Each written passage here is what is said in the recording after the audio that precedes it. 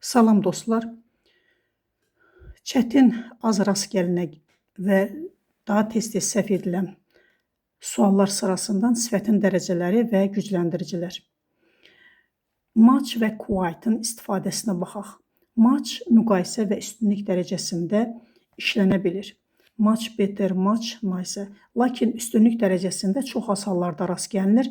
Bu struktur belədir. Much, the article, üstünlük dərəcəsi. Much the nicest, much the best. The muchdan əvvəl deyil, muchdan sonra gəlməlidir. Buna diqqət yetirirsiniz. Quite istifadəsi. Quite adətən adi dərəcə ilə işlənir. Bunu abituriyent vaxtından bilirsiniz. Quite good, quite nice. Müqayisə dərəcəsində. Britaniya ingilisində bəzən quite better ifadəsi var. Bu daha yaxşı yox, tamamilə sağalmış, səhhəti bildirdikdə, yəni completely recovered, sağalmaq mənasında işlənə bilir. Diqqətinizə görə sağ olun. Videonu paylaşmağı unutmayın.